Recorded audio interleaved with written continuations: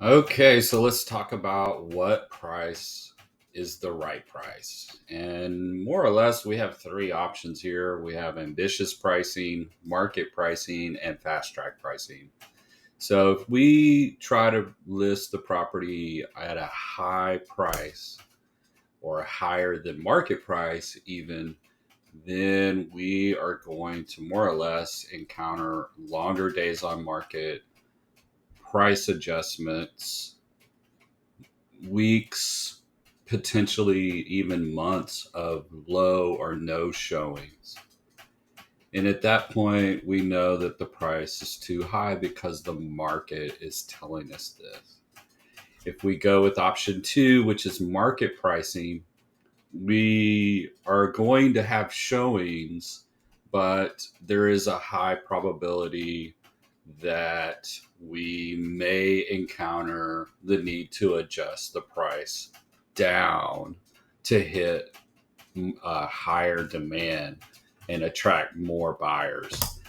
And most of the time, when I encounter sellers, they want to choose the market price. However, if we are in a market that is saturated with listings and options, and when I say that, we're talking within a mile to 2 to 5 miles. So when we look at listings that are for sale, we really need to compare our home with other homes within a 5 mile or 5 minute drive. Homes outside of that are in a different market, different location. And if we are priced just about where everybody else is, this is what we consider market pricing. And then the third option is what we call fast track pricing. And fast track pricing is we take that number where most of the other homes are listed at and we drop it down. And by doing that, we create more interest, which actually builds up the price. And hopefully, the goal here is to have a bidding war and multiple offers where buyers are bidding up the price. So, if we go with ambitious price, more or less, you're going to drop the price down to market or even below market. If we go with market price, we may sell, but there is a chance that we're going to have to drop the price slightly versus fast track pricing where we price below the market and the market actually pushes up the price with demand. So those are our three pricing strategies to consider. So the holding costs are probably the number one thing that most people don't consider when they're picking out a price. It's much better to pick a market price or even a fast track price versus an ambitious price for sure, because those holding expenses, and we're talking all the utilities to keep the house going, your mortgage payment, property taxes, insurance, etc., and those they actually do add up, especially if we're talking once we hit that 30-day mark, you really need to factor in these things. And it's the number one thing that most people don't consider when they're picking out their pricing strategy. The need for money has nothing to do with the current market value of your home.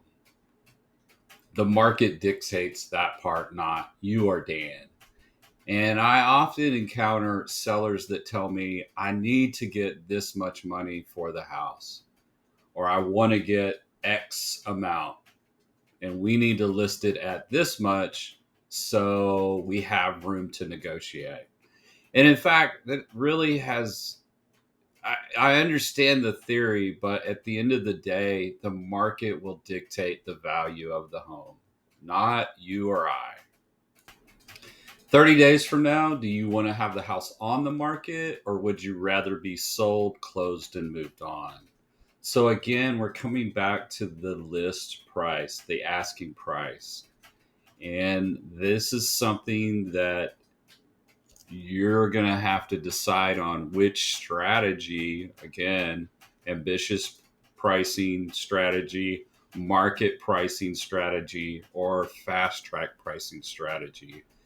And whatever strategy you decide on will dictate how fast we are going to sell this house.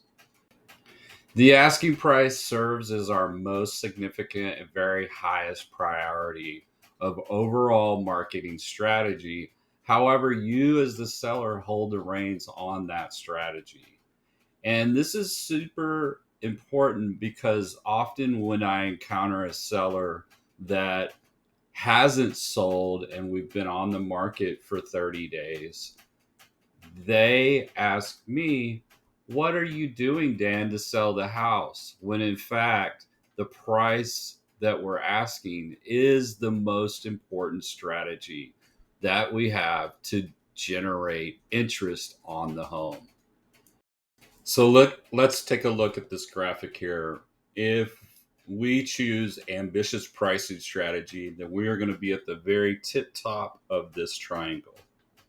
And if you look at on the right, you'll see that by doing this, we're going to have very little buyer interest, if any interest, depending on how high we price it.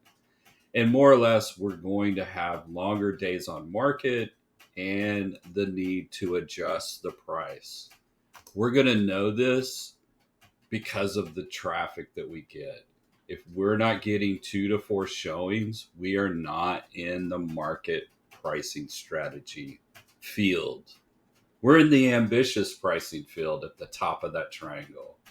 So if we come down to the market value pricing strategy, we're going to be right in the middle of the triangle, and along with all the other homes that are around you that are priced relatively within the same range. And this is what we call market pricing. The market price, we may actually be in what we call no man's land, and I'm going to explain that here next. But if we are choosing to do the fast track pricing, we're going to be priced lower than the market value, and we're going to have lots of buyer interest. And instead of adjusting the price, the buyers are going to adjust the price up by multiple offers in a bidding war against each other. All right, so it's really important to look at this graphic because it's a critical thing to understand. The price that we decide on is going to dictate how many offers we get and showings we get. And if you think about it, just back in COVID era, which is 2020 to 2022, you could put a sign out in the yard and your home could get offers, and often you could price it even a little bit over market, and because of the demand, you could often recapture that interest with offers still. That's a far cry from where we are today. Today, we have high interest rates and low buyer demand. So when we pick out our price, we're going to know real quick where we are in terms of what the market and where the market's at. If we don't get any showings, we're out of the market. Or let's say we get 1 or 2 showings or sporadic showings. The market is telling us that we're not in the market. If we get showings over and over and over, or a little bit of showings and not 2 to 4 or more showings, then we're in what I call no man's land. And no man's land is not the place to be, because essentially what we're doing is we are selling the house down the street or in an area that's relatively close to you. So this is a hard decision to decide on to adjust the price because we're not getting because we're getting off showings, but we're not getting any offers, or we may get one or two offers that are way below where we're at asking price. When we get 2 to 4 or more showings and offers that are within the range of our asking price or even over that, we know that we're in the market. So when buyers wake up and they get their daily email of the new homes that hit the market, they decide in seconds whether your home is worthy enough of scheduling a showing or not. So it's really important to take all of that in and decide on the price up, the right price up front, as well as what repairs or upgrades to do to the home to achieve that price right from the get-go. It is a little bit more difficult to go on the market and then later on fix up something and then try to recapture those buyers from the get-go. The best choice is to fix the house up with everything that you're going to decide to do, and then if we need to adjust price from there.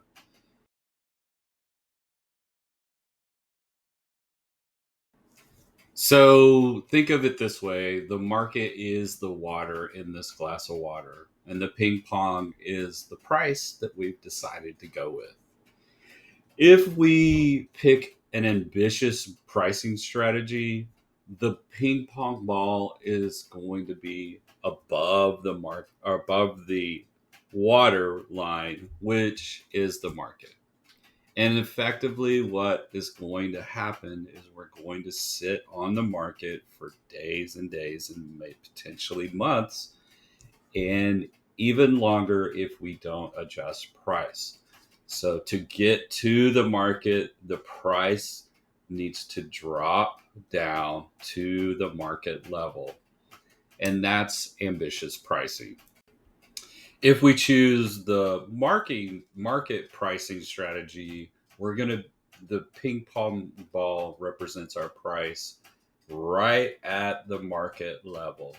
The ping pong ball is effectively sitting on top and floating on the water. We're right at the market price, priced along with all the other homes that are similar within a half mile to 2 mile radius of us. And when we compare our home to their home, or that home down the street, or the home a mile away, more or less, our price is very similar to our condition and the upgrades that your home is featuring to the buyer. And yes, we should have showings. We should have 2 to 4 showings. However, it is possible to sell the property when we're choosing this market pricing strategy, but it may not be instant. And effectively, if we don't get offers that are within that price that we started at relatively, then the market is telling us that instead of a market price, we're actually a little bit over and somewhat of an ambitious price based on the condition that we have. And again, if we are getting those showings, again, 2 to 4 or more is our objective, then what we are doing is we are effectively selling other homes. And we are, in fact, not in the market price, but in what we call no man's land. And it is possible to be really close to market, but not in market. And we're just outside of where we need to be in terms of the upgrades and condition of the house to match the price, the right price to get an offer that makes sense for the buyers. And that's the public. The public dictates the market value. So keep in mind, if we choose the market pricing strategy, again, that's where everyone else is, priced around where everyone else is. It is possible that we could go on the market and effectively the market tell us that, in fact, the price we chose is not exactly correct, and we may end up having to adjust the price down slightly to get an offer. So we may end up having to adjust this price a couple of times because what you thought is the market and what I thought is the market has changed, or it's not the market. So I could be wrong, you could be wrong. And just because we adjusted the price, you may say, well, Dan, I've adjusted the price 5 or 10,000. Do we really have to adjust the price again? And that may be the case because the market does change every day. And depending on how much traffic or offers we get, will determine if we're in market range or not. So effectively, the water shifts as well, and we have to adjust with the market. And how we know that is if we're getting 2 or 4 or more showings a week, and if we're getting offers or not. That's how we will determine that. So the last pricing strategy we're going to talk about is fast track pricing strategy. And effectively, what we are doing is we're guesstimating the market range and we're adjusting the asking price by 10 to 15% below the market range. And what this is going to do is more or less it's going to cause a lot of interest because of the price. And keep in mind, the price is our most effective marketing strategy. And by doing that, we're going to create a lot of demand, which is more or less going to push the price up to the market and often above market. Because when we do this strategy, a lot of times we have multiple offers, which are going to create bidding wars. So this is fast track pricing strategy and is very effective. Not only that, we can restrict the showings to 1 day a week from, let's say, 12 to 2 on a Saturday until the house is sold. So you don't have to have showings throughout the week. You can push everybody to come in a 2 hour window. And when that happens, the competing buyers are in the house at the same time, which creates emotion, and emotion drives price up, especially if we have a lot of demand. If we don't have a lot of demand, the market was never there to begin with. The price of the home was down here, not up here. So that's just it. And then it's something that neither you can control or I can control.